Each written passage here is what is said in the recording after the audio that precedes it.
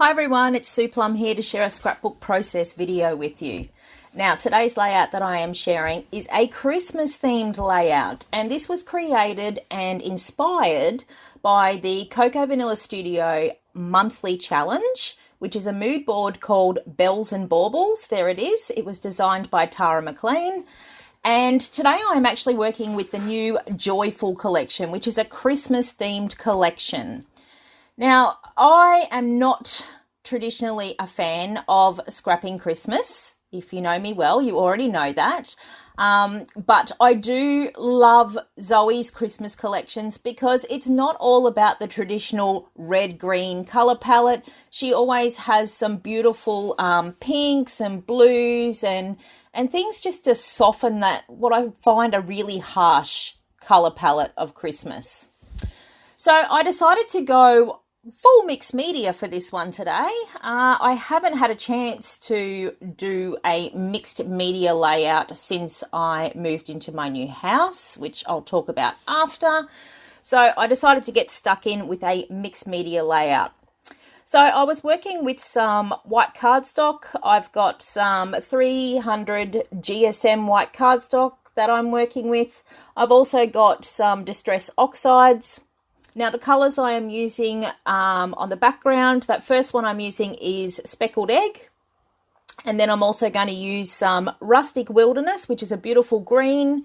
And then I'm also going to use some Worn Lipstick just to make some splatters. So I'm going back with one of my tried and true techniques there, which is where I just swipe or drip the oxides onto my messy mat, add a bit of water, swirl them around with my finger and just lay the cardstock down over the top to pick up the colour.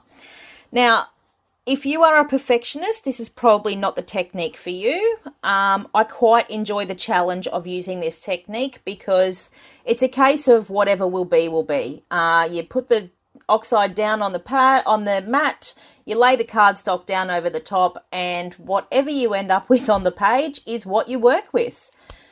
So you can see that I've sort of got that sort of splotchy pattern going on there with the first colour. And now my aim with the second colour, I didn't put as much on the mat this time because my aim with the second colour was just to layer a bit over the top. So you would have seen that I dried off between because I didn't want them to blend. I actually wanted them to layer. So I made sure that the first one was dry before I put the second one down. And you can see I've just used a smaller amount of that green Rustic Wilderness there. So I was working with that sort of blue colour, the green, had that down on the background.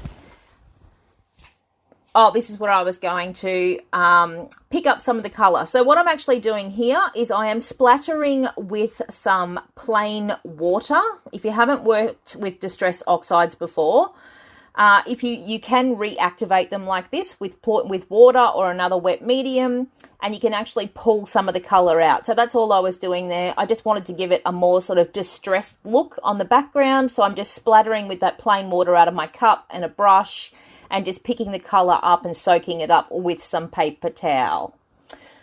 Okay, that's the first two colours down on the background. Now, I'm working with this little stencil here, which is actually a Stencil Girl one, and I'm working with the Crafters Workshop Light and Fluffy modelling paste because I actually wanted to put some stars down on the background because stars are very Christmassy and I love stars anyway.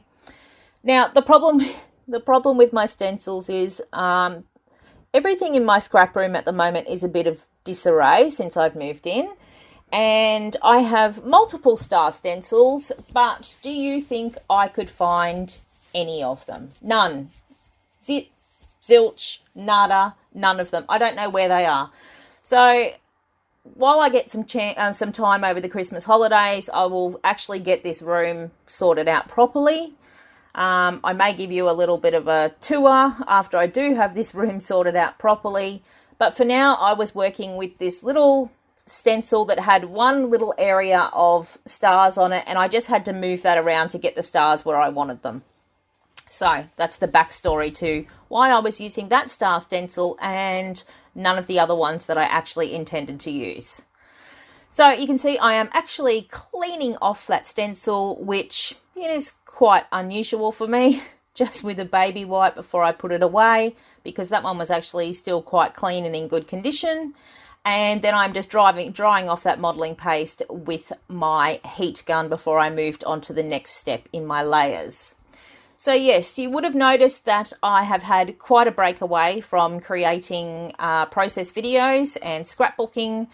As I mentioned, we moved house and my scrap stuff was packed up for quite some time. And once it was all packed, there was no unpacking it. And it just had to stay there until we finally got a house, moved in, and got it all unpacked. So I'm still finding my feet in this new scrap room that I have, which, yes, I now actually have a whole room to myself, which is quite exciting. And it's interrupted my flow somewhat because things aren't where they used to be. I'm not quite fully organised. My lighting wasn't the greatest because I don't have all of my rig set up that I had set up last time. So you'll just have to bear with me as we go along. So getting back to my page, you can see that I added some stamping over the top of those oxides and that stenciling. The stamp that I was using had some little stars on it. It's from Viva Las Vegas Stamps. It's just a rubber stamp and I use them unmounted just so I can bend them and move them around the page easily to where I want the image to go. Then I went back in with the worn lipstick, Distress Oxide. I've just mixed it up with a little bit of water on my messy mat there, and I'm just using a kid's nylon brush there just to create some splatters on my page. And then I decided it wasn't quite messy enough and I wanted to add a bit of a festive touch.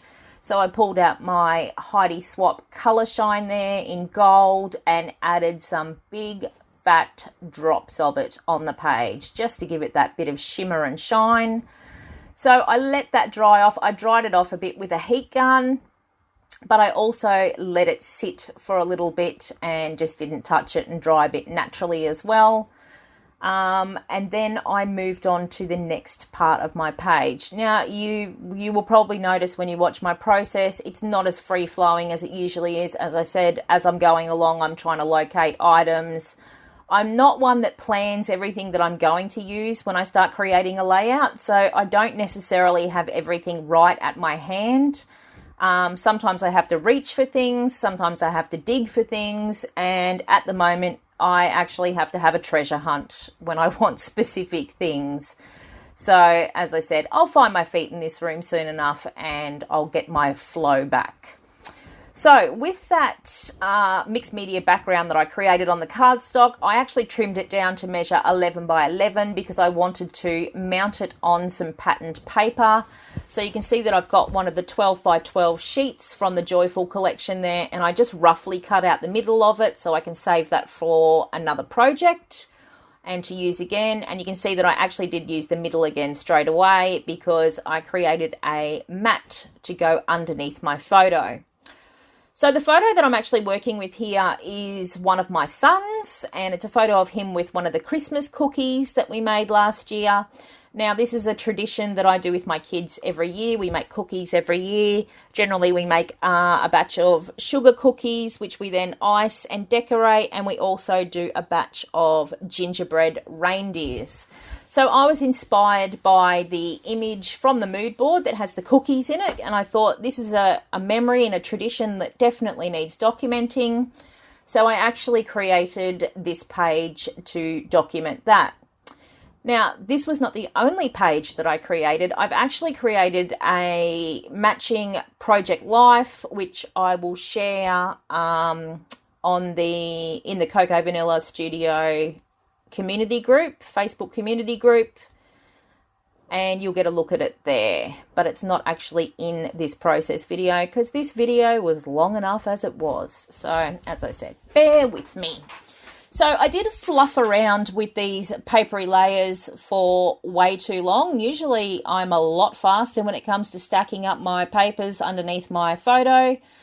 But I was working with some scraps, and like I said, the kids were coming in and out, annoying me. Even though I have a door on my room, you know, they doesn't seem to stop them.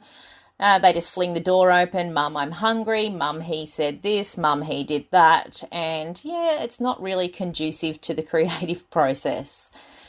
So there I am. I finally decided on all the little bits of paper that I was going to use. I tore them into shape. I decided how I was going to stack them up. And you will see in a minute that I pull in my long arm stapler just to staple the stack together, because I find that a lot easier, just to attach the pieces together like that. And then I can move the stack as one entire piece when it comes to putting it down on the page.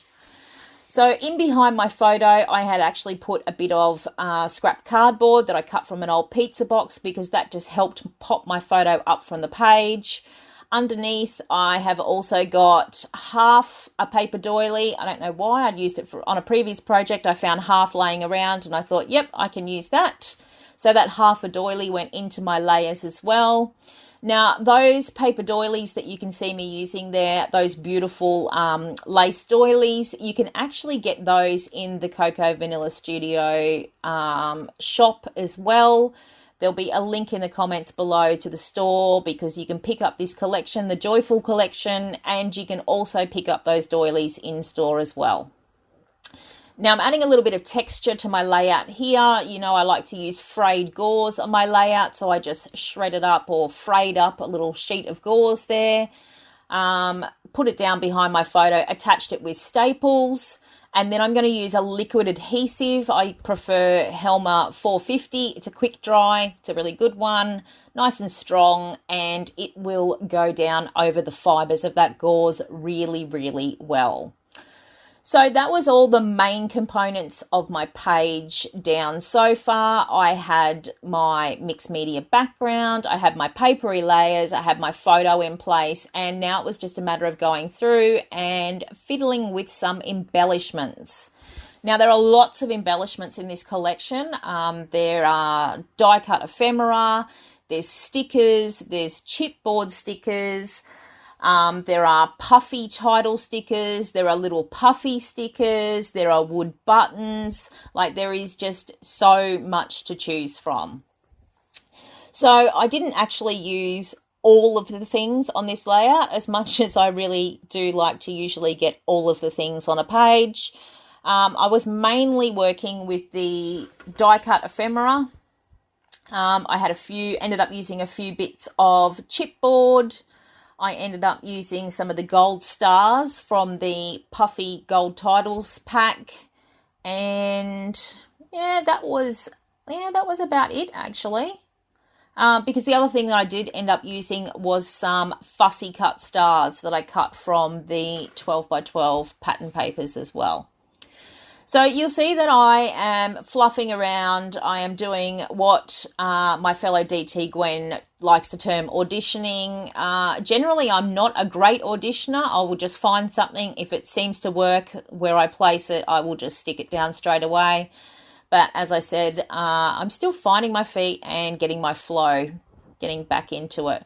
Do you find that if you have a breakaway, that when you return to creating, that your workflow is not as easy? Or do you find it like riding a bike and you just get straight back on and you're back in the zone straight away? I'm very curious as to whether a break, disturbs everyone else's flow. So you can see those beautiful chipboard stickers that I'm working with there. They're actually gold foiled as well. They've got some gold foiling on them. And you know that gold is perfect to add a festive touch to any page. I mean, as you can see there, doing a mixed media layout, it isn't necessarily a traditional festive style of layout. But if you add in a few elements like some gold and some little Christmas theme things, you can make a mixed media layout work for anything. So you can see the shine on that word joy there as it's catching my work light from above and showing off that beautiful gold foiling. Now, that's the pattern paper there where I went and cut some fussy cut stars. I just wanted to scatter them just around the photo and just add a little bit of extra festive touch to it.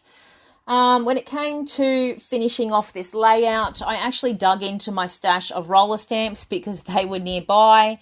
grabbed an ink, I stamped some phrases on my page, and just to pull in, I realised at the end I needed to pull in a little bit more darkness because my son had his dark framed glasses on there, and I hadn't really used a great deal of black on the page other than the stamping, and I wanted to pull in a little bit more. So I actually added some black splatters at the end as well, just using some ink. Now, if you have any questions about this process, make sure you leave them below. I realise I've sped it up quite a bit today because I didn't want to make this video too long, because I realise that people only have limited amount of time and, if you're like me, a limited attention span. So that was about it. Now, if you are interested, once I've got my scrap room organised, if you are interested in seeing a tour, and if you have any questions about anything, please let me know in the comments below, and I will get back to you as soon as possible. As I mentioned, I will also put the link to the Cocoa Vanilla Studio store down below, so you can shop that joyful collection, pick up some doilies. If you'd like to play along with this challenge, you will need to join us in the Cocoa Vanilla Studio Facebook community group. You can load your entry there, and every month we have one random winner who wins a $25 voucher to spend in store. So it's worth having a go at that. And I'm pretty sure that was the last thing that I did. Oh no, I also stamped the date. So that was about it. Thanks so much for watching. See you next time. Bye.